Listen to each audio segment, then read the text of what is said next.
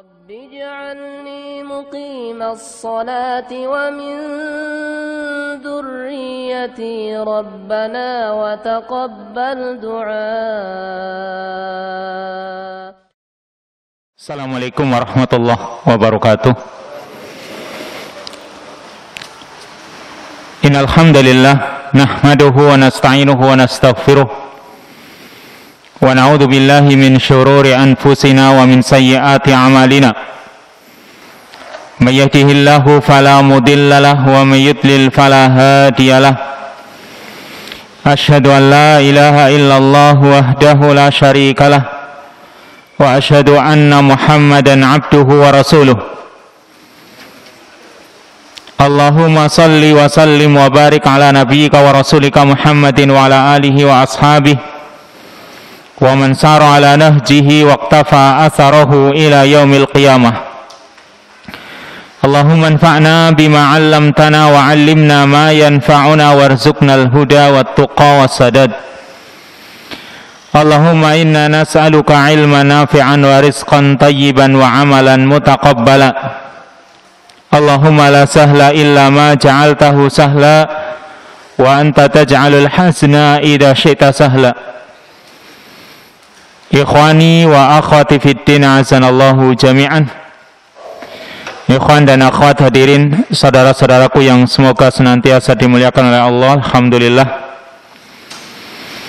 di kesempatan yang baik ini Allah subhanahu wa ta'ala masih terus memberikan nikmatnya kepada kita sehingga kita bisa bermajlis kembali menjalankan tugas dan kewajiban kita sebagai hambanya, yaitu menuntut ilmu atau talabul ilmi, yang ini merupakan tugas dan kewajiban kita sebagai hamba Allah.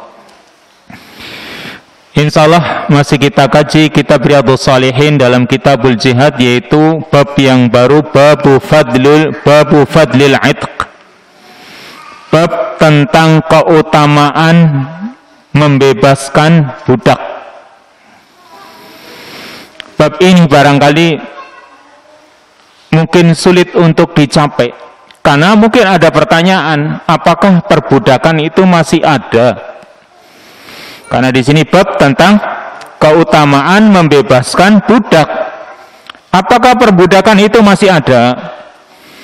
Maka jawabannya, ketika yang namanya peperangan itu masih ada, selagi masih ada peperangan, maka perbudakan juga akan tetap ada. Ketika kaum muslimin berjihad melawan musuh-musuh Islam, musuh-musuh kaum muslimin, lalu kaum muslimin bisa mengalahkan mereka, maka anak-anak dan istri-istri para musuh tersebut menjadi budak. Ya, dzurriyyah mereka dan juga istri-istri mereka itu bisa menjadi budak yang bisa dipekerjakan atau bisa diperjualbelikan. Ini anak istri mereka, musuh-musuh Islam. Sedangkan kalau tawanannya kata para ulama itu terserah waliul amr, terserah pemimpinnya atau penguasanya. Bisa saja mereka dibunuh, artinya boleh saja mereka dibunuh, atau mungkin dijadikan budak, dan itu namanya ghanimah, karena itu menjadi harta rampasan perang. Atau mungkin dilepas, dibebaskan, bisa saja untuk menukar tawanan muslim yang ada di tempat orang-orang kafir. Jadi terserah waliul amr, terserah pemimpin pasukannya ketika mereka mendapatkan tawanan-tawanan perang. Seperti pernah terjadi di zaman Rasul sallallahu alaihi wasallam dalam kisah yang masyhur dalam perang Badar. Ada di antara mereka yang dibunuh. Seperti Uqbah bin Abi Mu'aid itu dibunuh. Kemudian juga ada An-Nadhr Ibnul Haris itu juga dibunuh. Yang lain ada yang disuruh nebus. Ini di zaman Nabi sallallahu alaihi wasallam, tawanan-tawanan tersebut. Sedangkan kalau anak-anak dan wanita-wanitanya, mereka jadi budak, karena itu mereka menjadi ghanimah yang bisa dibagi-bagi. Maka setelah dimiliki masing-masing itu terserah. Jadi karena jadi ghanimah maka dibagi-bagi.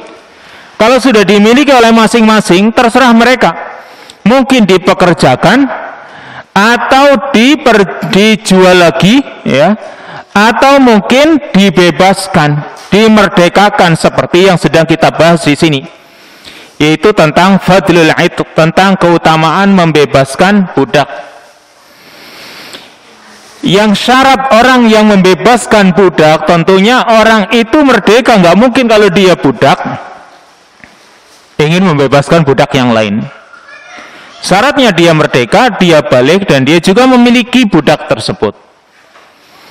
Yang hukum asal memerdekakan budak itu perkara yang sunnah, perkara yang dianjurkan.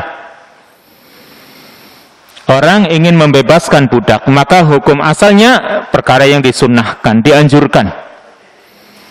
Tapi bisa saja maksiat kalau memang orangnya tahu ini budak, kalau dibebaskan kemungkinan dia akan berbuat dosa misalnya, atau mungkin akan menjadi murtad misalnya, atau akan melakukan dosa besar seperti misalnya mencuri, merampok atau yang lain ketika dia dibebaskan.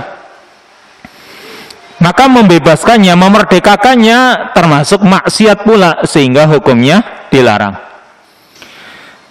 Tapi juga bisa menjadi wajib kalau seperti untuk membayar kafaroh yang ada dalam Islam.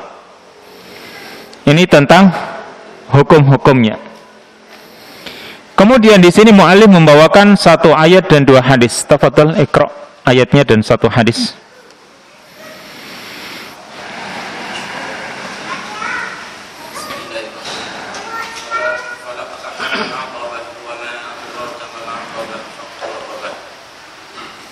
Hadisnya sekalian. An Abi Hurairah.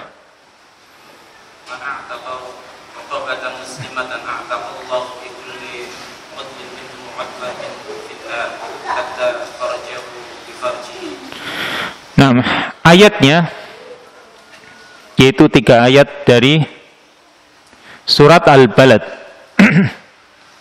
Allah Ta'ala berfirman, falaqatahamal aqabah wa ma adraka mal aqabah fakku raqabah.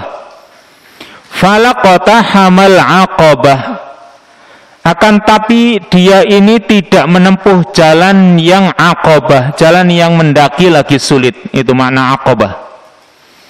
Wa ma adraka mal aqabah, tahukah kamu wahai Muhammad apa itu jalan yang mendaki lagi sulit? Yaitu fakku raqabah, membebaskan budak.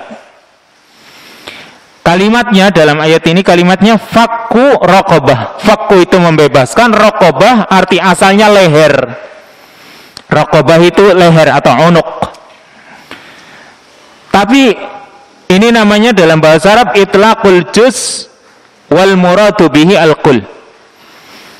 Kalimatnya bagian saja karena cuma leher, membebaskan leher. Tapi yang dimaksud membebaskan seluruh tubuh orang tersebut. Dan dalam bahasa Arab seperti itu banyak. Bahkan dalam ayat-ayat Al-Quran kalimatnya disebut sebagian, tapi maksudnya secara keseluruhan. Misalnya Allah katakan dalam ayatnya, dalam misalnya surat Al-Alaq, wasjud waqtarib, sujudlah. Maksudnya sujud, salat. Tapi Allah menyebut kalimat sujud merupakan bagian dari salat. Dan sujud bagian terpenting dari salat. Atau di dalam ayat yang lain dalam surat Al-Baqarah, warka'u ma'ar raqi'in, rukulah kalian bersama dengan orang-orang yang ruku'. Tapi maksudnya ialah salat. Tapi Allah ungkapkan kalimat ruku' karena memang ruku' itu juga bagian dari salat atau termasuk salah satu dari rukun salat. Nah, di sini Allah Subhanahu wa taala juga mengatakan, "Wa ma adraka mal aqabah." Tahukah kamu wahai Muhammad apa itu jalan yang mendaki lagi sulit? Yang kalau orang menempuhnya maka dia akan mendapatkan pahala yang besar, yaitu fakku raqabah, membebaskan budak dari perbudakannya. Bagaimana caranya orang itu membebaskan budak? Yaitu kata para ulama, dengan datang ke budak, dibeli, dimerdekakan. Itu kemungkinan pertama. Ya, mendatangi budak, dibelinya budak tersebut lalu dimerdekakan. Atau tawanan perang tadi, tawanan perang dibebaskan, itu juga termasuk salah satu dari bentuk fakku raqabah. Atau kata para ulama, makna fakku raqabah adalah membebaskan dirimu dari siksa api neraka, itu juga masuk makna fakku raqabah. Ini para mufassirin menafsirkan makna fakku raqabah. Nah, yang jadi pembahasan di sini adalah membebaskan budak. Tapi tentunya budak yang dibebaskan itu adalah budak muslim. Budak yang dibebaskan itu kalau bisa budak yang muslim. Walaupun di sana ada ayat-ayat yang menjelaskan tentang kafarah, ya, pelebur dosa. Ada beberapa ayat yang menjelaskan perbedaan kafarah, seperti kafarah orang yang telah membunuh. Kan ada di antara kafarahnya orang yang membunuh. Orang yang telah membunuh dan dia ingin melepaskan dosanya, di samping dia bayar diyat, salah satunya juga membayar kafarah. Apa kafarahnya? Tahriru raqabatin mu'minah, yaitu membebaskan budak yang beriman. Di dalam kafaratul qatl, kafarah membunuh adalah membebaskan budak yang beriman. Ada kalimatnya mu'minah, budak yang beriman. Sedangkan di dalam kafarah yang lain seperti kafarah dihar atau kafarah sumpah, itu tidak disebutkan, cuma kalimatnya fatahriru raqabatin. Ya, hendaklah mereka membebaskan budak, tidak ada kalimat mukminah. Kalau untuk baca di dalam di surat yang pertama dari juz yang ke-28, yaitu surat Al-Mujadilah, di sana akan ditemukan tentang kafarah zihar, fatahriru raqabah. Ya, hendaklah membebaskan budak, tidak ada kalimat mukminah. Berarti bagaimana? Berarti boleh membebaskan budak yang tidak beriman.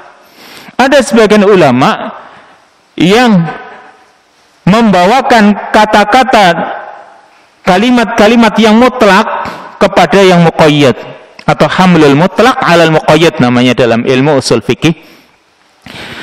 Karena di dalam kafarah dihar itu kalimatnya disuruh membebaskan budak, tapi budaknya kan tidak dijelaskan sifatnya, beriman atau tidak, nggak dijelaskan. Sedangkan kafarah membunuh itu dijelaskan membebaskan budak yang beriman. Berarti kafarah dihar dibawa kepada kafarah qatl, yaitu berarti nanti yang dibebaskan, yang dimerdekakan budaknya juga yang beriman. Ini sebagian ulama, ya, dalam ilmu usul fikih di sini perkara yang masih mutlak, yang umum dibawa kepada yang khusus. Akan tapi para ulama yang lain tidak. Karena masing-masing punya hukum tersendiri. Yang ini kafarah membunuh, yang ini kafarah dihar. Dan Allah tidak menyebutkan syarat budak yang harus dimerdekakan itu harus beriman, tidak disebutkan. Masing-masing punya hukum tersendiri. Sehingga kalau orang menyatakan orang yang membebaskan budak karena kafarah dihar atau kafarah sumpah harus beriman, berarti dia membuat syarat yang tidak disebutkan dalam Quran. Sehingga ini khilaf para ulama, beda pendapat. Intinya, kalau orang ingin membebaskan budak, tentunya juga harus memilih yang beriman. Kalau sifatnya umum ingin membebaskan budak, berarti carilah budak yang beriman. Karena di dalam kisah ketika Nabi SAW itu ingin menguji seorang budak wanita yang ingin dibunuh. Jadi ceritanya ada seorang sahabat yang telah menampar budak perempuannya. Ceritanya karena budak perempuan tersebut menggembalakan kambing-kambing miliknya, tapi salah satu dari kambing itu ada yang dimakan serigala. Maka sebagai seorang majikan melihat kambingnya ada yang dimakan serigala, karena dia manusia biasa, bisa marah seperti manusia yang lain, dia tampar mulut wanita tersebut. Tapi setelah menampar mulutnya, maka dia menyesal, sehingga melaporkannya kepada Rasul Shallallahu Alaihi Wasallam, dan dia ingin membebaskan budak tersebut. Dia ingin memerdekakan budak wanita tadi. Maka budak itu dibawa di hadapan Rasul Sallallahu Alaihi Wasallam dan diuji oleh Nabi Sallallahu Alaihi Wasallam dengan satu pertanyaan. Aina Allah? Pertanyaannya cuma di mana Allah? Lalu dia sambil menunjuk ke atas, fis sama. Allah di langit, sambil menunjuk ke atas. Walaupun di riwayat yang lain juga ada pertanyaan yang lain juga, ya. Man ana, siapa aku? Engkau adalah utusan Allah. Nah, intinya Nabi cuma ingin mengetes dia, menguji dia beriman atau tidak, atau keimanannya masih sesuai dengan fitrahnya atau tidak. Ketika dia mengatakan Allah itu di langit, berarti fitrahnya masih waras, fitrahnya masih lurus. Sehingga Nabi mengatakan kepada sahabatnya, a'tikha fa innaha mu'minah. Bebaskan dia, merdekakan dia, karena dia adalah orang yang beriman. Yang berarti kalau ingin membebaskan budak, itu alangkah baiknya budak yang beriman. Maka di sini mu'alif menjelaskan ayat yang ke-13 dari surat Al-Balad ini. Allah mengatakan falaqtahamal aqabah. Mengapa kalian tidak menempuh jalan yang mendaki lagi sulit, yaitu jalan yang bisa menyelamatkan, jalan yang menuju kebaikan. Dan Allah menjelaskan jalan yang menuju kebaikan itu adalah tahriru raqabah, membebaskan budak, atau fakku raqabah, membebaskan budak. Yang tentunya ketika orang membebaskan budak itu liwajhillah, karena mengharap wajah Allah Subhanahu wa ta'ala, dan juga membantu orang tersebut yang dibebaskan. Maka dalam hadis yang sahih, Nabi SAW mengatakan a'tik nasamah wa fuqqa raqabah. Bebaskan jiwa manusia dan merdekakan budak. Maka sahabat bertanya, ya Rasulullah, alaisa tawahidah? Bukankah membebaskan jiwa dengan memerdekakan budak itu sama? Kata Rasulullah SAW, la. Inna idqan nasamah antufrida bi'idkiha. Membebaskan jiwa manusia, yaitu kamu sendiri melakukan, kamu sendiri yang memerdekakannya. Sedangkan fakku raqabah adalah kamu meminta bantuan kepada orang lain untuk membebaskannya. Jadi di sini ada sedikit perbedaan antara kata idqun nasamah dengan fakku raqabah. Yaitu kalau idqun nasamah berarti orang membebaskan secara penuh, ya, membebaskan budak itu dengan dirinya, artinya dengan harta miliknya, lalu dia bebaskan secara penuh. Sedangkan fakku raqabah yaitu kamu membantu dibebaskannya budak tersebut, tapi mungkin tidak membantu secara keseluruhan. Yang penting kamu membantu orang untuk membebaskan dirinya. Intinya dua perkara ini, antara idqun nasamah dengan fakku raqabah, ini perkara yang dianjurkan. Ini ayatnya. Lalu hadisnya, hadis yang ke-1358. Wa an Abi Hurairah radhiyallahu taala anhu qala qala li Rasulullah sallallahu alaihi wasallam.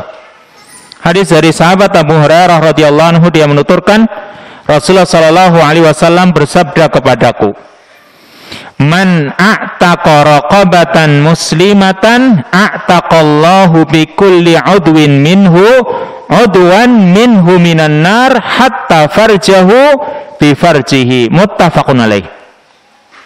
Barang siapa membebaskan budak yang muslimah, budak yang muslim yang beriman, a'taqallahu bi kulli udwin minhu udwan minhu, maka Allah akan membebaskan dengan setiap anggota badan dari budak tersebut yang dimerdekakan.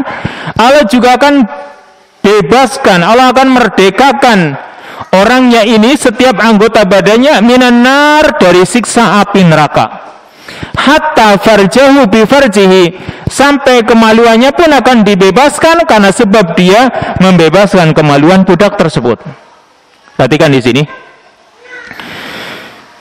Yang namanya membebaskan budak ini perkara yang sangat dianjurkan. Karena Nabi SAW memberikan fadilah tentang urusan membebaskan budak, yaitu Nabi mengatakan, a'taqallahu bi kulli udwin minhu udwan minhu minan nar. Allah akan bebaskan anggota badannya, orang yang memerdekakan, dari siksa api neraka, karena sebab dia juga telah membebaskan anggota badan dari budak tersebut. Maksudnya begini, kadang ada orang yang membebaskan budak itu cuma separohnya. Ada juga, misalnya membebaskan budak, dia dihargai, misal budak itu dihargai, katakanlah harganya 100 juta, ini misal. Walaupun kalau zaman sekarang harganya lebih dari itu, ini misal harganya 100 juta. Lalu dia kuatnya cuma membayar 50 juta. Berarti kan dia membebaskan separohnya. Atau mungkin ya, orang itu suruh bayar, kamu bayar kepada dia seorang majikan, kamu bayar kepadaku 50 juta saja. Yang 50-nya kamu bekerja nyicil nanti. Nah, berarti dia membebaskan tapi cuma separohnya. Yang kalau separohnya, separoh mana ini? Separoh atas, separuh bawah, atau separuh tengah-tengah, kan kita nggak tahu. Intinya maksudnya di sini ya, Allah itu akan bebaskan seluruh anggota tubuhnya kalau dia dianjurkan itu membebaskan seluruhnya, sehingga seluruh tubuh kita pun akan selamat dari siksa api neraka. Bahkan Nabi mengatakan satu kalimat, hatta farjahu bi farjihi, sampai farjinya atau kemaluannya pun akan dibebaskan oleh Allah karena sebab dia membebaskan kemaluan budak tersebut. Kalimat ini, kalimat farji disebut dalam hadis ini, kata para ulama, yang mereka menjelaskan bahwa disebutkan kalimat farji ini untuk menunjukkan bahwa farji itu anggota tubuh yang paling hina. Berarti maksudnya anggota tubuh yang paling hina sekalipun, yaitu kemaluan, maka akan dibebaskan oleh Allah Subhanahu wa ta'ala. Atau makna yang kedua, itu tadi makna yang pertama, untuk menunjukkan bahwasanya kemaluan itu atau farji itu bagian yang paling hina dari tubuh manusia. Yang paling hina sekalipun nanti akan dibebaskan pula. Atau makna yang kedua, kalimat farji di sini maksudnya adalah yang namanya farji itu tempat terjadinya dosa yang paling besar. Farji atau kemaluan itu adalah tempat terjadinya perbuatan dosa yang paling besar setelah syirik kepada Allah Subhanahu wa ta'ala. Apa? Berzina. Berarti kalau orang membebaskan farji, memerdekakannya, itu berarti sama dengan membebaskan dia dari dosa-dosa besar. Ini maksud hatta farjahu bi farjihi, sampai kemaluannya, berarti kemaluan itu menunjukkan dosa besar. Maka dosa-dosa besar yang dilakukannya pun akan diampuni, dibebaskan oleh Allah Subhanahu wa ta'ala, karena dia telah membebaskan seorang budak. Dan makna yang ketiga dari kalimat hatta farjahu bi farjihi, yaitu bahwa ini merupakan sifat mubalaghah yang menunjukkan arti mendasar. Maksudnya sampai urusan farji sekalipun akan dimerdekakan. Yang ini berarti dorongan kuat supaya orang itu membebaskan budak. Intinya gitu. Intinya di sini Nabi SAW menyebutkan kalimat farji hatta farjahu bi farjihi, yaitu dorongan kuat supaya kita itu mau membebaskan budak. Kalau memang orang itu punya budak, atau mungkin mendapati seorang budak. Mungkin kalau kita di masyarakat kita tidak ada, tapi bisa saja kalau terjadi peperangan, atau mungkin kita punya budak, atau mungkin kita mendapati ada orang yang jadi budak dan kita mampu membebaskannya, maka lakukanlah. Sekalipun ibaratnya kemaluannya pun hanya kemaluannya saja, bisanya yaitu. Wallahu ta'ala alam tentang kalimat ini. Yang jelas itu tadi penjelasan para ulama tentang kalimat hatta farjahu bi farjihi. Demikian kesimpulan dari hadis ini. Yang pertama, bayanu fadlil itq. Hadis ini menjelaskan tentang keutamaan membebaskan budak. Lalu yang kedua, itqu dzakar afdal min itqil unsa khilafan an fadli itqil unsa muhtajjan bi anna itqaha yastad'i sayrurata waladiha hurran. Hadis ini juga menjelaskan bahwa memerdekakan budak laki-laki itu lebih afdal dari memerdekakan budak perempuan. Perhatikan di sini ada khilaf, tetapi muallif merojihkan membebaskan budak laki-laki itu lebih afdal. Perbedaannya bagaimana? Ada yang mengatakan membebaskan budak perempuan itu lebih afdal karena kalau seorang budak perempuan dibebaskan, berarti dia juga nanti membebaskan anaknya yang nanti lahir dari perutnya. Baik anaknya itu mungkin dinikahi oleh seorang, atau mungkin dia juga masih menjadi budak. Intinya anaknya itu jadi merdeka. Kalau budak wanita itu dimerdekakan, anaknya juga akan bebas pula atau merdeka pula. Ini alasan yang mengatakan bahwa memerdekakan budak perempuan itu lebih afdol. Akan tapi lebih afdol memerdekakan budak laki-laki karena dikatakan di sini yang namanya laki-laki itu punya manfaat yang lebih luas.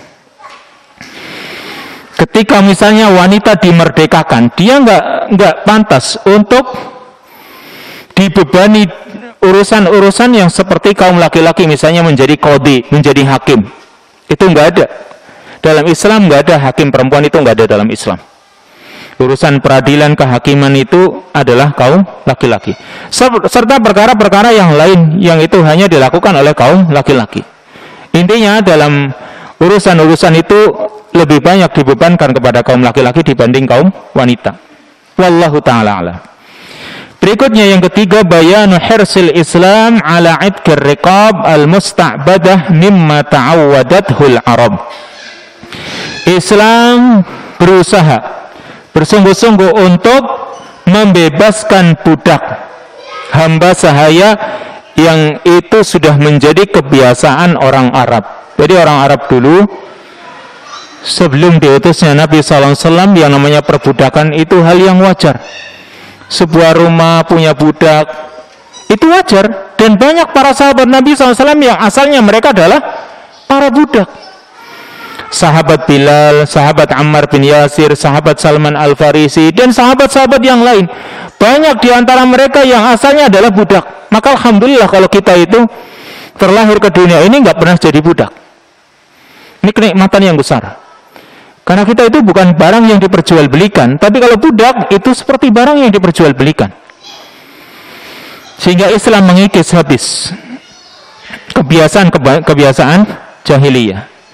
Yang terakhir, dzikrul a'dha isyarah an takuna raqabah tamah laisa fiha nuqsan liyahsulal isti'ab.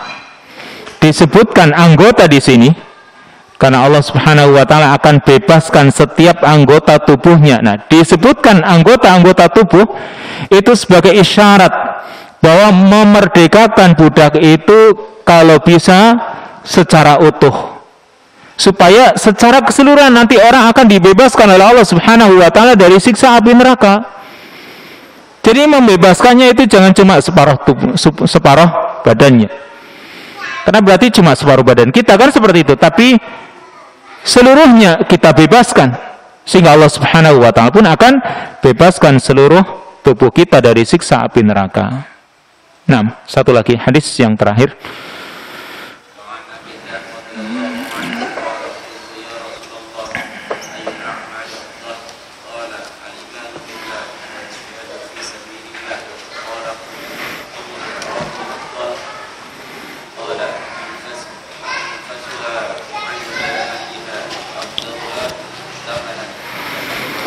Ya, hadis yang ke-1359.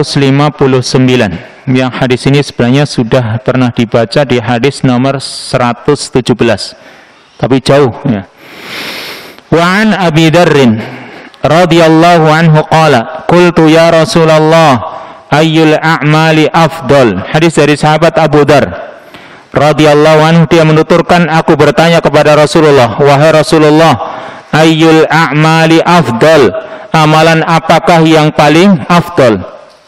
Qala, Nabi menjawab, al-imanu billah wal jihadu fi sabilillah, beriman kepada Allah dan berjihad di jalan Allah. Qala, maka Abu Dzar pun mengatakan lagi, qultu, aku bertanya lagi, ayyur riqabi afdal, membebaskan budak itu yang bagaimana yang paling afdal?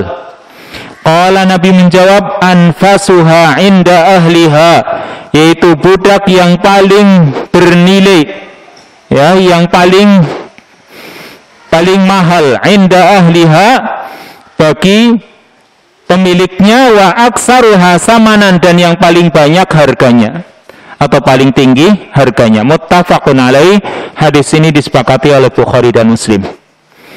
Perhatikan di sini dari kalimat-kalimat yang awal dari hadis ini. Di sini sahabat Abu Dzar bertanya kepada Nabi sallallahu alaihi wasallam tentang amalan apakah yang paling afdal. Ini sering saya singgung bahwa para sahabat itu ketika bertanya tentang suatu amalan, maka pertanyaan mereka itu li ajlil amal, tujuannya untuk diamalkan. Ini bedanya para sahabat dengan kita. Kalau kita itu sering tanya tentang suatu perkara kepada ustaz, tanya, tapi tanyanya bukan untuk diamalkan, cuma ingin dapat ilmu saja. Kalau mereka su'ali ajlil amal, pertanyaan tujuannya untuk diamalkan. Karena memang mereka semangat untuk mendapatkan kebaikan. Lalu Nabi SAW menjawab pertanyaan sahabat Abu Dzar, yaitu al-imanu billah wal jihadu fi sabilillah. Nabi SAW kalau kita baca di hadis-hadis yang lain pula, banyak pertanyaan-pertanyaan tentang hal ini. Yang sekitar pertanyaan tentang amalan yang afdal itu banyak sekali. Contoh misalnya sahabat Abdullah bin Mas'ud juga pernah bertanya kepada Nabi dalam hadis yang masyhur tentang ayyul a'mal ahabbu ilallah, amalan apakah yang paling dicintai oleh Allah. Ya, dan juga amalan-amalan yang lain, amalan-amalan pertanyaan mereka itu banyak. Tentang amalan yang paling baik, amalan yang paling dicintai oleh Allah, amalan yang paling bisa mendekatkan diri kepada Allah. Lalu Nabi SAW menjawabnya itu berbeda-beda. Kata para ulama, perbedaan jawaban Nabi SAW atau beda-bedanya jawaban Nabi SAW itu menurut keadaan si penanya. Oh, orang yang bertanya, dia perlu saya jawab pertanyaan dia yang kira-kira pas dengan keadaan dia. Jadi seperti itulah Nabi SAW, orang yang punya hikmah di dalam berdakwah. Makanya ketika ada seorang yang minta wasiat kepada Nabi, ya Rasulullah ausini, wahai Rasulullah wasiatkan kepadaku, wasiatkanlah suatu untukku. Rasul itu melihat pada keadaan orang itu, ternyata orang itu suka marah-marah, maka Nabi cuma wasiat apa? La taghdab, kamu jangan marah. Cuma itu saja. Sampai nambah yang lain, Nabi tetap mengatakan la taghdab.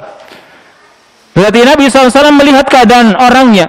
Oh, orangnya seperti ini, maka Nabi SAW menjawab dengan jawaban-jawaban yang ada. Nah, di sini pun sahabat Abu Dzar ketika ditanya oleh Nabi SAW tentang amalan yang paling afdal, beliau menjawab al-imanu billah. Walaupun ini perkara yang paling mendasar. Beriman kepada Allah, maksudnya juga beriman kepada Rasulnya dan juga kepada rukun-rukun iman yang lain. Ini maksud al-imanu billah. Beriman kepada Allah. Dan beriman kepada Allah ini perkara yang paling agung, karena amalan apapun tidak akan bermanfaat kecuali dengan keimanan kepada Allah. Wal jihadu fi sabilillah, dan berjihad di jalan Allah. Yang dimaksud adalah jihad melawan orang-orang kafir. Dengan jiwa raga mereka, dengan harta mereka, dengan tenaga mereka, yang tujuannya adalah li'i'la'i kalimatillah, untuk menjunjung tinggi kalimat Allah. Ini pertanyaan tentang ayyul a'mali afdal. Lalu pertanyaan berikutnya, ayyur riqabi afdal. Ini yang kaitannya dengan bab ini.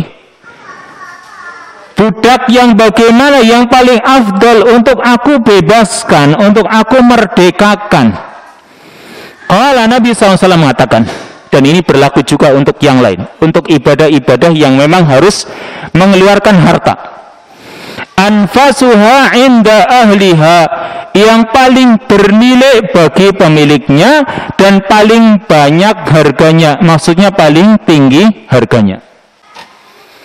Perhatikan di sini, Nabi SAW itu ketika menerangkan perkara yang seperti ini, ketika berinfak, ketika mau memerdekakan budak, itu yang paling mahal, ya, yang paling banyak harganya, maksudnya paling tinggi harganya, itu yang paling afdal kata Nabi.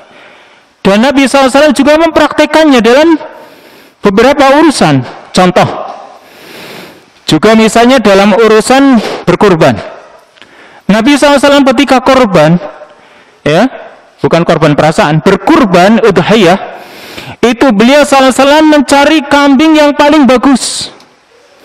Karena disebutkan dalam hadis, Nabi SAW itu ketika korban, bikabsyaini amlahaini akranaini, dengan kambing yang, dua kambing gibas yang bagus, yang kepalanya hitam, kemudian bulu-bulunya putih, lalu yang bertanduk. Dalam riwayat yang lain, azimaini saminaini, yang gede dan juga gemuk. Berarti kedua-duanya gede-gede juga, gemuk-gemuk juga. Bahkan kalau kita baca dalam riwayat Ibnu Majah yang disahihkan oleh Al-Albani, itu dikatakan kambingnya itu yang maujuaini. Apa maujuaini? Maujuaini yang dikebiri.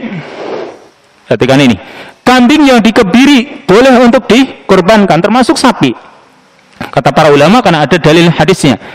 Hadis sahih riwayat Ibnu Majah, berkurban dengan hewan yang dikebiri, tapi maksud dikebiri tujuannya untuk digemukkan, itu boleh. Ya, mungkin sebagian orang kadang kalau kurban pakai kambing yang dikebiri, boleh nggak yang hilang buah belirnya? Nggak apa-apa. Yang penting kambingnya itu gemuk. Seperti itu pula sapi. Kadang kan ada sapi yang dikebiri, ini pakul sapi ini. Tahu, biasanya seperti itu, gemuk. Maka itu boleh. Karena itu yang dilakukan oleh Nabi SAW, maujuaini, yaitu yang dikebiri. Dan dikebiri itu tujuannya, kata para ulama, untuk digemukkan. Bukan dikebiri disakiti, bukan. Tapi untuk digemukkan. Dan itu yang pernah dilakukan oleh Rasulullah SAW. Dalam hadis sahih riwayat Ibnu Majah. Atau riwayat yang lain yang saminaini, keduanya itu mahal. Cari yang seperti itu, yang dilakukan oleh Rasulullah SAW seperti itu. Saya cuma punyanya 1 juta, cari yang kambing yang 1 juta bisa dapat uang, ya bisa. Kambingnya kurus-kurus kan gitu. Paling cuma 1, udah kurus, betina lagi. Aduh, dapat apanya nih? Walaupun tergantung orang yang punya duit. Kalau memang dia dari segi ekonomi nggak punya, kecuali harus itu, ya nggak apa-apa. Yang penting dia sudah berusaha 1 juta, kadang harus mengumpulkan sekian bulan. Tapi kalau yang punya harta, carilah yang bagus. Karena Rasul SAW seperti itu, ya. Rasul SAW mencari yang bagus. Kalau bisa yang gede, ya, yang gede kemudian gemuk seperti tadi Rasul SAW, harganya murah. Nah, itu yang dicari. Ya, yang gede, yang gemuk, yang bertanduk, kemudian harganya murah. Nah, kalau seperti itu sih maunya seperti itu orang. Tapi meniru Rasulullah SAW ternyata yang saminain, yang mahal juga. Itu Rasulullah SAW mencari yang seperti itu. Demikian pula sahabat. Sahabat itu seperti sahabat Abu Talhah, yang antum mungkin sering mendengar kisahnya Abu Talhah. Abu Talhah itu seorang saudagar kaya raya. Ketika turun ayat kepada Nabi SAW, lan tanalul birra hatta tunfiqu mimma tuhibbun, kalian tidak akan mendapatkan kebaikan sehingga kalian mau menginfakkan apa yang kalian sukai. Maka datanglah Abu Talha kepada Rasulullah SAW, wahai Rasulullah, aku punya tanah, sebidang tanah, yang tanah itu dinamakan Bayroha, tanah dekat Masjid Nabawi, yang tanahnya sering digunakan oleh Rasul Sallallahu Alaihi Wasallam untuk berteduh, karena kebetulan banyak pohon-pohon kurmanya, sejuk di situ. Rasul SAW sering datang ke tanah Bayroha itu dan beliau berteduh, mencari sesuatu yang dingin. Dan itu, kata Abu Talha, itu tanah yang paling aku sukai, dan aku ingin infakkan di jalan Allah, wahai Rasul, tempatkan di mana yang kau inginkan. Nih, ini sahabat Abu Talha. Bukan mencari yang paling tidak disukai, karena kadang-kadang orang itu misalnya, ya alhamdulillah masih mau wakaf, kadang cari wakaf itu yang tanahnya nggak dipakai, sudah wakaf tanahnya jauh, kemudian sulit gimana mau menggunakannya. Sahabat Abu Talha, tanah yang paling dia sukai dia wakafkan, atau dia jual, akhirnya dibagi-bagi. Itu sahabat Abu Talha mencari yang terbaik. Dan seperti itu pula para sahabat yang lain. Maka intinya di sini yang kaitannya dengan budak, Nabi Shallallahu Alaihi Wasallam mengatakan, anfasuha inda ahliha, kalau ingin memerdekakan itu yang paling bernilai dan juga paling mahal harganya. Lalu kalau memang uangnya itu hanya cukup untuk itu, tapi ini khilaf para ulama, kalau uangnya banyak, satu dapat satu paling mahal bisa, tapi itu juga bisa untuk beli dua. Bagaimana nih? Uangnya cukup untuk membeli dua. Apakah cukup satu saja yang mahal atau dua yang harganya biasa? Maka jawabannya, kalau bisa dua yang harganya mahal, itu gampangnya. Ya, kalau bisa dua tapi harganya mahal. Tapi kalau tidak, ini khilaf para ulama, satu harganya mahal, ya, dua harganya biasa. Apakah yang paling bagus itu dari segi nilainya atau dari segi jumlah banyaknya? Karena kalau dua budak kan berarti dua manusia dibebaskan. Sedangkan satu yang paling mahal ini, karena dia bisa bermanfaat juga, ketika dibebaskan juga punya manfaat yang banyak. Pilih yang mana? Para ulama di sini juga beda pendapat. Berdasarkan hadis ini, maka satu mahal itu lebih baik, karena mungkin dari sisi manfaat barangkali ya lebih banyak manfaatnya. Atau yang memilih dua, karena ini pendapat yang lain pula, kalau dua misalnya murah dan banyak jumlahnya, lebih banyak karena mungkin lebih baik pula. Ini pendapat Imam An-Nawawi yang disebutkan dalam syarah Sahih Muslim. Tetapi kalau berdasarkan hadis ini tadi, sebagaimana yang dikatakan oleh Nabi SAW, anfasuha inda ahliha wa aksaruha samanan, yang paling bernilai bagi pemiliknya dan juga paling banyak atau paling mahal harganya. Wallahu ta'ala a'lam. Bab berikutnya, bab tentang fadlil ihsan ilal mamluk, bab tentang berbuat baik kepada budak. Ini masih ada kaitannya dengan bab sebelumnya. Bab sebelumnya tentang fadlul itq, tentang keutamaan membebaskan budak. Kali ini bab tentang ihsan, berbuat baik kepada budak. Yang di sini ihsan, berbuat baik kepada budak, bisa saja budak itu tetap menjadi budaknya, dipekerjakan, tapi harus bersikap baik kepadanya. Tetap dia statusnya masih tetap jadi budak, tapi orang berbuat baik kepadanya, atau majikannya berbuat baik kepada budaknya.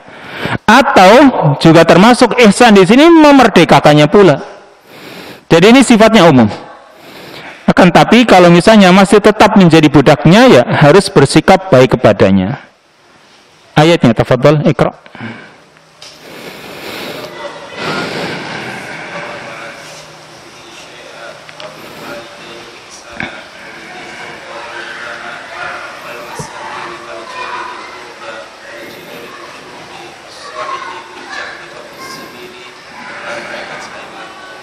Nah, hasbuk. Ayatnya yaitu surat An-Nisa ayat yang ke-36. Qala Allah Ta'ala berfirman, wa'budullaha wa la tusyriku bihi syai'a wa bil walidaini ihsana wa bidil qurba wal yatama wal masakini wal jari dil qurba wal jaril junub was sahibi bil jambi wabnis sabili wa ma malakat aymanukum. Dan beribadahlah kalian kepada Allah, sembahlah Allah dan janganlah kalian menyekutukan kepadanya dengan suatu apapun. Wabil walidaini ihsana, dan kepada kedua orang tua berbuat baiklah. Wabidil kurba, kepada kerabat dekat. Wal yatama, anak-anak yatim. Wal masakin, orang-orang miskin. Wal jaridil kurba, kepada tetangga dekat. Wal jaril junub, kepada tetangga jauh. Wasahibi bil jambi, kepada teman sejawat, teman karibnya. Wabnis sabil, kepada ibnu sabil, orang yang kehabisan bekal di perjalanannya. Wa ma malakat aymanukum, dan kepada hamba sahaya kalian. Dijelaskan di sini ya, ayat yang ke-36 dari surat An-Nisa ini disebutkan oleh para ulama, ayat ini dinamakan al-ayatul huquqil ashrah. Ayat-ayat yang berisi 10 hak. Karena memang Allah Subhanahu wa taala menjelaskan 10 hak. Dari mulai hak yang paling utama dan pertama yaitu hak Allah. Ya, dimulai dari yang paling pokok atau paling wajib, yaitu hak Allah Subhanahu wa taala supaya orang beribadah kepadanya dan tidak syirik. Kemudian yang kedua kepada kedua orang tua. Lalu ketiga kepada kerabat. 4 anak yatim, orang-orang miskin, ya. Kemudian tetangga dekat, tetangga jauh, teman sejawat, ibnu sabil, dan yang terakhir yang ke-10 adalah hamba sahaya. Maka saya ringkas yang terakhir yang ke-10 ini yang dijadikan dalil dalam bab ini, yaitu yang ke-10 dan dijadikan sebagai penutup, yaitu berbuat ihsan kepada budak atau yang semisal mereka, seperti tadi sudah disebutkan para tawanan. Rasul SAW ketika menyikapi para tawanan juga beliau sangat baik. Bukan berarti tawanan itu tidak dikasih makan, bahkan dikasih makan dengan cara yang baik. Lalu mereka melihat bagaimana keindahan akhlak Rasul dan para sahabat, sehingga banyak tawanan yang masuk Islam. Banyak tawanan yang masuk Islam karena melihat akhlak Rasul dan para sahabat, bukan karena melihat sisi akidahnya, bukan, tapi melihat akhlak mereka, sehingga tertariklah para tawanan itu untuk masuk Islam. Demikian pula para budak. Maka Nabi SAW juga secara khusus ketika beliau hendak meninggal dunia, ketika nafas itu sudah tersengal-sengal beliau untuk berbicara sudah tidak mampu, ada kalimat terakhir yang beliau ucapkan ketika beliau hampir meninggal dunia. Beliau mengatakan ini wasiat terakhir Rasul SAW sebelum beliau meninggal dunia, dan setelah itu beliau tidak berwasiat apapun. Kalimat terakhir yang beliau ucapkan ketika hendak dicabut ruhnya oleh malakul maut, Nabi mengatakan as-salata as-salah wa ma malakat aymanukum, kata Nabi. Jagalah salat, kata Nabi. Ini keadaan terakhir ketika beliau hendak meninggal dunia dalam kondisi sakit yang luar biasa. Datanglah malaikat maut dan beliau masih mengucapkan kalimat wasiat kepada umat ini melalui istri beliau, yaitu Aisyah radhiyallahu anha, as-salata as-salah, jaga salat, kata Nabi. Pelihara salat kalian. Dan juga wa ma malakat aymanukum, budak-budak kalian. Nih, sampai menjadi wasiat terakhir Rasul SAW ketika beliau hendak meninggal dunia. Urusan budak, jaga, bersikap baiklah kepada mereka, ini kata Nabi SAW. Syukur kalau dia bisa membebaskan budaknya, tapi kalau tidak, bersikap baiklah kepada mereka. Jangan sombong, jangan mereka itu menipu budaknya. Itu yang namanya ihsan. Maka di sini juga ada beberapa hadis yang menjelaskan tentang bab ini. Satu saja hadis yang ke-1360. Nah, Iqra. عبادة رضي الله عنه وعلى الغلام مثلها فسألته عن ذلك فذكر أنه ساب رجلا على عهد رسول الله صلى الله عليه وسلم فعيره بأمه فأتى الرجل النبي صلى الله عليه وسلم وذكر ذلك له قال النبي صلى الله عليه وسلم إنك امرؤ فيك جاهلية هم إخوانكم وقوالكم جعلهم الله تحت أيديكم ومن كان أخوه تحت يديه فليدعمه مما يأكل وليلبسه مما يلبسه ولا تكلفوهم ما يكلفهم فإن كلفتموهم فعينوهم عليه. Nah, hadis yang ke 1360 wa 'anil Ma'rur ibni Suwaid, hadis dari Al-Ma'rur bin Suwaid. Qala, dia menuturkan, ra'aitu Abu Dzarrin radhiyallahu anhu, aku melihat sahabat Abu Dzar. Jadi Al-Ma'rur ini seorang tabi'in. Aku melihat sahabat Abu Dzar radhiyallahu anhu memakai pakaian hullah, seperti jaket lah, pakaian yang berlapis, namanya hullah. Wa ala hulamihi misluha, dan ternyata budaknya juga memakai pakaian yang sama, sehingga Al-Ma'rur ini heran. Dia melihat sahabat Abu Dzar memakai pakaian yang sama dengan yang dipakai oleh budaknya. Kan suatu yang aneh, ada seorang majikan kok bajunya sama dengan budaknya, kayak stratanya sama, padahal budak itu kan dimilikinya, diperjualbelikan, makanya aneh nih. Maka fasa'altuhu an dzalik, aku bertanya kepada sahabat Abu Dzar tentang hal itu. Fadzakara annahu sabba rajulan ala ahdi Rasulillah sallallahu alaihi wasallam fa'ayyarahu bi ummihi.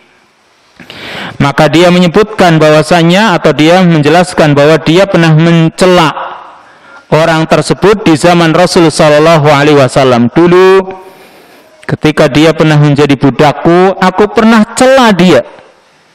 Fa'ayyartuhu bi ummihi, aku cela dia dengan ibunya. Artinya aku cela ibunya. Mencela orang itu dengan menjelek-jelekan ibunya. Dalam riwayat yang lain, karena ibunya itu A'jam, bukan orang Arab. Ini dicela, dijelek-jelekan. Faqala Nabi SAW, dan di saat itu ketika aku mencela dia, Nabi SAW mengatakan kepadaku, innaka mru'un fika jahiliyah, sesungguhnya engkau wahai Abu Dzar, pada dirimu itu ada unsur jahiliyah. Ya, di sini jika orang mencela orang lain, menjelek-jelekan orang lain, itu berarti pada diri orang tersebut ini ada unsur jahiliyahnya. Dijelek-jelekan, orang tuamu begini begitu, maka itu namanya mencela, dan itu adalah sifat jahiliyah. Maka jangan suka orang itu mencela orang lain, menjelek-jelekan orang lain, apalagi sampai unsur-unsur orang tuanya dibawa-bawa. Itu sifat jahiliyah. Hum ikhwanukum, kata Nabi, mereka itu saudara-saudara kalian. Wa khawalukum, sekalipun budak, mereka juga khawalukum, mereka pembantu-pembantu kalian. Kalimat khawal, ya, artinya merubah arti asalnya. Khawalnakum, kami rubah. Karena mereka disebut budak itu atau pembantu itu adalah khawal, karena mereka merubah menjadi baik, kan gitu. Membantu sih, membantu orang sehingga urusannya tercukupi, terpenuhi, kan menjadi baik, memindah dari yang baik, yang tidak baik menjadi baik, itu namanya khawal. Atau orang Arab juga kadang memanggilnya khuli, orang Jawa bilang kuli, sama sebenarnya, berarti kuli itu dari bahasa Arab ya. Yaitu khuli. Khuli itu artinya membantu, ternyata orang Jawa bilang kuli. Wallahu alam, itu dari mana? Yang jelas orang Arab itu juga punya makna atau punya kata-kata ketika mereka punya pembantu namanya khuli, pakai kha, khuli. Mungkin orang Jawa dengarnya khuli siapa? Oh, kuli berarti. Ya. Fal, kata Nabi SAW, hum ikhwanukum wa khawalukum. Mereka adalah saudara-saudara kalian dan juga pembantu-pembantu kalian. Ja'alahumullahu tahta aidikum, yang Allah jadikan mereka itu di bawah kekuasaan kalian. Karena kalian pancikannya, mereka di bawah kekuasaan kalian. Faman kana akhuhu tahta yadihi, barang siapa yang saudaranya, karena yang namanya budak juga saudara, yaitu saudara seagama. Faman kana akhuhu tahta yadihi, barang siapa yang saudaranya itu di bawah kekuasaannya, falyud'imhu mimma ya'kul, hendaklah dia memberi makan kepada orang yang jadi bawahannya tersebut, mimma ya'kul, dari apa yang dia makan. Jadi berikan makan sebagaimana yang kamu makan. Wal yulbishu mimma yalbas, hendaklah dia berikan pakaian dari apa yang dia pakai. Wala tukallifuhum ma yaghlibuhum, jangan kamu bebani mereka dengan sesuatu yang bisa mengalahkan mereka, sesuatu yang membuat mereka berat. Fa in kallaftumuhum, jika kalian telah memberikan beban kepada mereka, fa'ainuhum, maka bantulah mereka. Muttafaqun alaih, hadis ini disepakati oleh Bukhari dan Muslim. Jadi maknanya jelas. Ketika orang punya budak, ini perintah Nabi SAW, beri makan sebagaimana yang kamu makan. Berikan pakaian sebagaimana yang kamu pakai. Sehingga sahabat Abu Dzar ini melaksanakan apa yang disarankan oleh Nabi. Makanya yang dia pakai dengan yang dipakai oleh budaknya sama. Kemudian juga dalam urusan memberikan beban, yang namanya budak, sekalipun budak itu miliknya, jangan diberikan beban-beban yang memberatkan. Atau kalau punya pembantu juga seperti itu. Kalau misalnya memberikan beban yang berat kepada pembantu, juga harusnya timbal baliknya juga harus yang seimbang. Karena kadang-kadang orang itu memberikan beban kepada pembantunya atau mungkin kulinya, ya beban-beban yang berat, sementara apa yang didapatkan itu tidak seimbang. Maunya juragannya ini maunya mendapatkan keuntungan yang banyak, modalnya sedikit, kemudian pekerjaannya harus berat. Nah, maka jangan seperti itu. Ini sifat rendah hati yang ditunjukkan oleh sahabat Abu Dzar, dia praktekkan setelah Nabi SAW memberikan saran kepadanya. Walaupun dalam hal ini, ya, hukumnya sunnah atau sisi afdoliyah, memberi makan seperti yang dia makan, memberi pakaian seperti yang dia pakai, itu hukumnya sunnah, bukan wajib. Karena yang wajib itu adalah, kata para ulama, mencukupi hajat-hajatnya yang pokok. Yang penting dia memakai pakaian, yang penting mereka makan. Enggak harus sama. Kalau ingin sama itu lebih baik, lebih afdol. Yang dia makan dengan yang diberi makan kepada budaknya sama, itu sisi afdoliyah. Dan ini yang disarankan oleh Nabi SAW. Karena wajibnya, kata Nabi SAW, lil mamluki ta'amuhu wa kiswatuhu bil ma'ruf.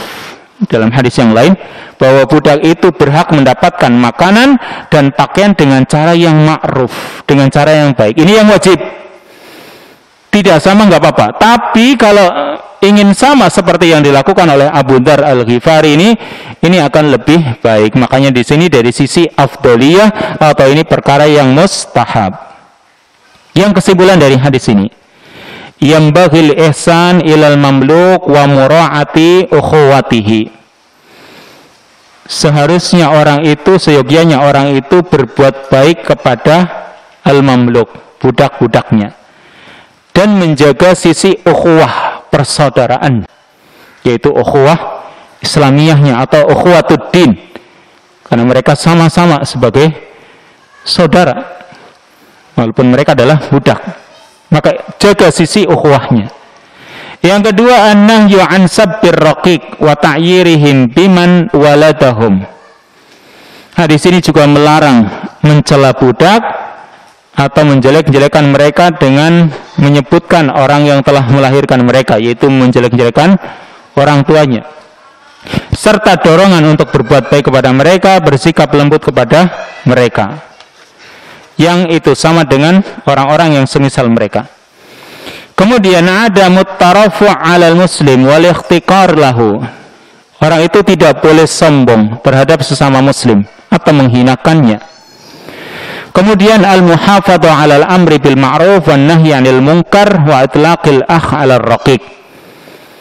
Menjaga sikap amar ma'ruf nahi munkar, dan juga menyandarkan atau menamai budak itu dengan saudara. Karena ukhuwah imaniyah itu di atas ukhuwah nasabiyah atau ukhuwah nasab. Ukhuwah saudara atau persaudaraan iman itu lebih bernilai dibanding ukhuwah nasab. Walaupun ukhuwah nasab juga penting karena mereka adalah kerabat, akan tapi ukhuwah imaniyah itu akan bisa terus dibawa sampai meninggal dunia. Masih terus terjalin ukhuwah sampai di akhirat. Kemudian at-tafakhur bil ahsab wa ta'nu bil ansab min akhlaqil jahiliyah. Membanggakan kedudukan dan mencela nasab itu termasuk akhlak-akhlak jahiliyah yang Islam berusaha untuk menghilangkannya sedikit demi sedikit, dihilangkan. Maka harusnya kita juga demikian. Kemudian kullu man kana min amri jahiliyah fahuwa madmum. Perkara yang itu termasuk perkara-perkara jahiliyah itu adalah tercela. Umumnya perkara jahiliyah itu tercela karena Nabi SAW mengungkapkan kalimat inna kamru'un fika jahiliyah. Sesungguhnya pada dirimu ada perkara jahiliyah. Berarti perkara jahiliyah ini bukan perkara yang baik. Karena Nabi sifatnya mencela. Pada dirimu ada perkara jahiliyah. Berarti perkara jahiliyah itu pada umumnya perkara-perkara yang tidak baik. Walaupun ada juga kebaikan-kebaikan. Tapi umumnya kata-kata jahiliyah itu untuk menunjukkan perkara yang tidak baik. Kemudian an-narajul ma'a fadlihi wa ilmihi wa dinihi qad yakunu fihi ba'dul khisalil musammat bi jahiliyah. Bahwa seseorang walaupun sahabat di sini dia memiliki keutamaan, memiliki ilmu, memiliki agama, kadang pada dirinya ada perkara-perkara jahiliyah, tetapi tidak menjadikan orang itu dikatakan kafir. Maka kalau misalnya ada orang punya sifat jahiliyah, maka tidak bisa kita katakan kafir. Karena tidak ada yang menjadikan perkara itu dikatakan kafir pada orang tersebut. Yang terakhir, hirsu sahabati Rasulullah SAW ala istijabah li murati Rasulillah. Semangatnya sahabat Rasul SAW untuk memenuhi apa yang diinginkan oleh Rasul SAW dan untuk menerapkan sunnah beliau. Seperti sahabat Abu Dzar ini. Begitu ada bimbingan seperti itu, olehnya langsung diterapkan. Wallahu ta'ala a'lam bishawab. Sampai di sini dulu. Mungkin pertemuan yang akan datang kita kaji tentang seputar Ramadan. Wallahu ta'ala a'lam. Wassallallahu salam ala nabiyina Muhammad wa ala alihi wa sahbihi ajma'in. Subhanakallahumma wa bihamdika asyhadu an la ilaha illa anta astaghfiruka wa atubu ilaik. Wassalamualaikum warahmatullahi wabarakatuh.